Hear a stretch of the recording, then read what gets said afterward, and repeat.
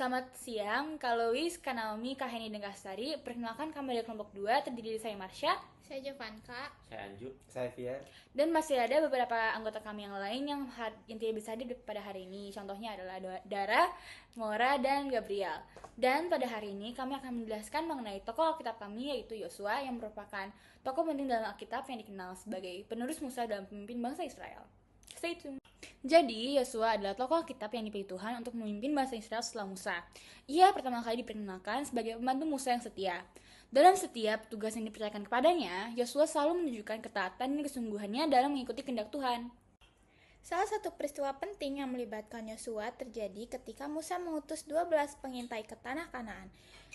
Dari 12 pengintai itu, hanya Yosua dan Kaleb yang tetap percaya bahwa Tuhan akan memberi tanah tersebut kepada bangsa Israel. Mereka tidak takut menghadapi penduduk Kanaan yang dianggap kuat dan besar. Karena iman dan kepercayaannya, Yosua dipercaya untuk menggantikan Musa sebagai pemimpin bangsa Israel.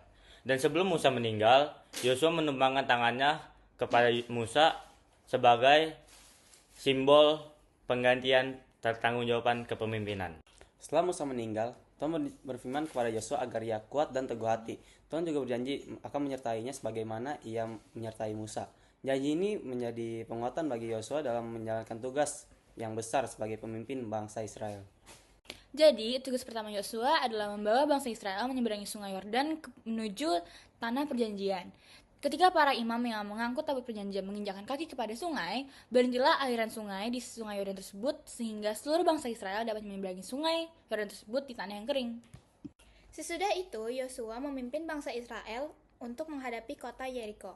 Tuhan memberikan petunjuk yang tidak biasa, yaitu mengelilingi kota tersebut selama 7 hari. Pada hari ke-7, setelah bangsa Israel bersorak dan meniup sangkakala, tembok Yeriko runtuh sehingga kota itu dapat direbut.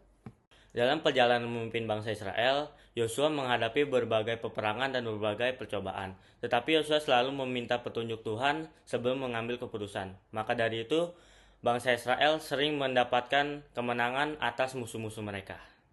Selain memimpin dalam peperangan, Yosua juga membagi wilayah Kanaan kepada setiap suku Israel sesuai dengan ketetapan Tuhan. Pembagian tanah ini menjadi tanda bahwa janji Tuhan pada bangsa Israel telah digenapi. Menjelang akhir hidupnya, Yosua mengumpulkan bangsa Israel untuk mengingatkan mereka akan segala kebaikan Tuhan. Ia mengajak mereka untuk tetap setia dan tidak berpaling kepada Allah lain yang disembah bangsa-bangsa di sekitar mereka. Dalam pesannya kepada bangsa Israel, Yosua menyampaikan sebuah pernyataan yang terkenal, yaitu, "Tetapi aku dan seisi rumahku, kami akan beribadah kepada Tuhan." Melalui pernyataan ini, Yosua menunjukkan komitmennya untuk tetap setia kepada Tuhan sampai akhir hidupnya. Kisah Yosua mengajarkan tentang keberanian, ketaatan, dan iman kepada Tuhan melalui kehidupannya. Kita dapat melihat bahwa Tuhan menyertai orang yang percaya kepadanya dan berusaha melakukan kehendak-Nya dengan setia.